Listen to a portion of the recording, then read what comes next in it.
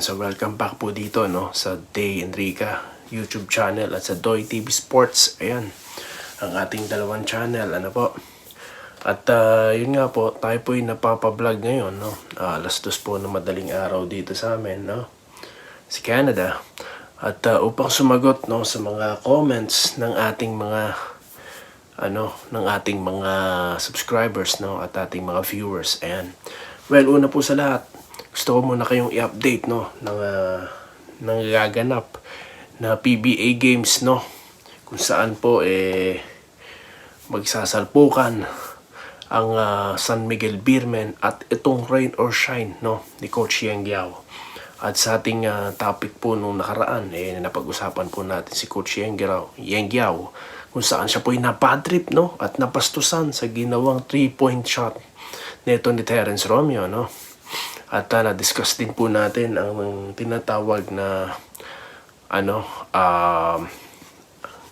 unwritten rule sa basketball. At yun nga, gusto nyo po, panoorin nyo na lang. At magandang ang mapanood natin itong banggaan nila ng San Miguel at ng Rain or Shine. Kung papayag ba sila na mawalis or masweep nitong San Miguel o hihirit pa sila ng Game 5. Ayan. At sunod naman po dyan, ito pong banggaan naman sa pagitan ng Barangay Ginebra at ng Meralco. Ayan. Medyo intense po ang bakbakan dyan ng dalawang kupunan na yan. Dahil talagang sinasabi na pumapalagang Meralco. Mukha nga daw Meralco at San Miguel ang maglalaban sa finals. Kaya po kapanabik yan ang nangyayari na yan. At maganda po para sa PBA dahil bumabalik na po ang sigla po. At nakita naman natin ang Dasmariñas court nakita naman natin ang dami nanonood. Kaya congratulations. Sana po magtuloy-tuloy na yan At iyan po ang sinasabi ko kanina, ako'y sasagot dito sa ating mga viewers or subscribers. Kasi nga baka po kasi napagkakamalian nyo na baka kasi tinakil ko po yung low crowds ng PBA at meron nga po tayong 5 dahilan at 5 solusyon or suggestions paano po may babalik ang katulad ng dati na crowds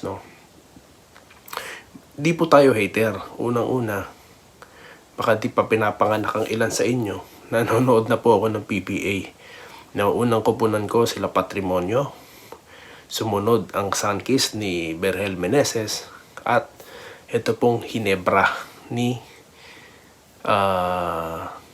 Sonny Jaworski So malalim ang aking sa PBA simula childhood days ko nanonood na ako ng PBA. Kaya wala akong galit diyan at hindi ko kinukutya yung kasalukuyan nangyayari sa kanila.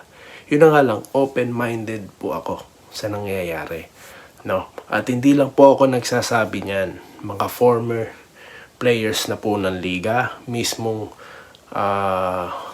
tawag dito, news company na at ang tawag dito, ang ilan sa mga may concern din about PBA so hindi lang tayo ang nagsasabi niyan at may mga resibo may mga picture. May isa pong comment, sagutin na natin, na 90 katao sigurado ka. Ayan, so parang na-alarm ako kasi ayoko sa lahat yung chismis sa pagbablog ko. Hanggat maaari, gusto kong mangyari, lahat ng sinasabi natin is factual dito. Bawal ang chismis, Kasi nasabi ko po yung 90, plus kasi may nabasa ako sa Facebook. At dahil nga may pictures din, or litrato na konti talaga yung nanonood. So ngayon, dahil dyan sa comment ng viewer, nag-backtrack ako, Pero mo, oras na rito. Talagang pinaglaanan ko po ng panahon para hanapin yon kung saan ko na basa yon So I came sa mga websites, no, or mga pages, at may dalawang page tayong nakita na attach or main, ano tawag dito, nag-feature ng basketball, no. Tinalakay din nila yan, no, pero wala doon sa Tribune, Daily Tribune, at dito po sa Grind Sports, no, di nabanggit yung 90. Kaya nag-scroll down pa rin ako at doon ko nakita yung nabasa ko. Sa ano naman po ito, no? Ang pangalan po ng page is Basketball Nation PH. Ayan, sa page po ng Facebook. May picture po sila ditong pinakita. At may caption na ganito: a total of 98 people in attendance tonight in Philippine Sports Arena between Magnolia and Terrafima. Nung May 3 po ito, no, na i-post. May 3, oh, ayan. 100 plus yan kasama staff ng PBA. So na-alarm ako, no? At di lang yan, may mga pictures na talaga na nagpapakita na halos walang laman yung court, konti lang.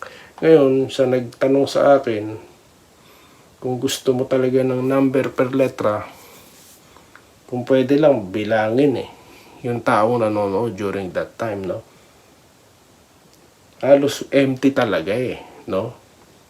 Yun nga lang, siguro sa akin dapat nagbase ako, no, sa legitimate news agency talaga, no?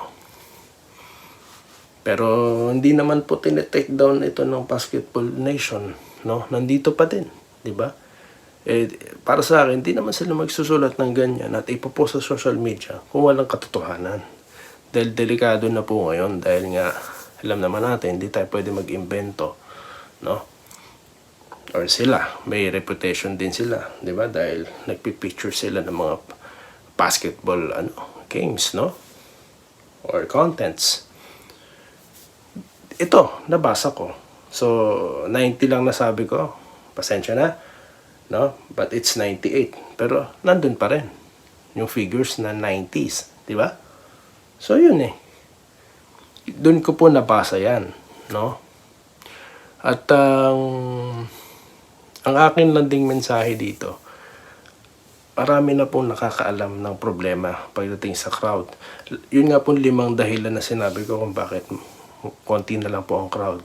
Yun din po ang sinasabi ng ilan, no? Yun din talaga ang obserbasyon nila, no? Kaya ang sa akin, huwag tayong magpalusot pa ng magpalusot, no? At naintindihan ko kung pinagtatanggol nyo. Pinapakita nyo, may crowd ang PBA, may crowd. Natural may crowd kasi nga semifinals yan. At sa totoo nga lang, para sa akin, pasensya na po, pero kung ikukumpara mo noon ng semifinals, ginaganap din sa malalaking stadium. Ilan lang po bang capacity ngayon? So definitely, malaki po, marami talagang tao yan. Pero kung ikukumpara mo noon, hindi po ganun, no? Although, maraming factors na ngayon. May nagsasabi po, may comments po tayo dito, no? Magbabasa tayo na sinasabi nila, ilan po sa mga reasons is mainit, no? Kaya hindi na sila nagpupunta sa venue. Ayan. Tapos, ano pa ba sinasabi nila? Ito pa isa sa dahilan ko kaya sa TV nila ako nanonood, grabe ang traffic, tapos mahal mga paninda sa loob. So yun ang concern niya. So yun.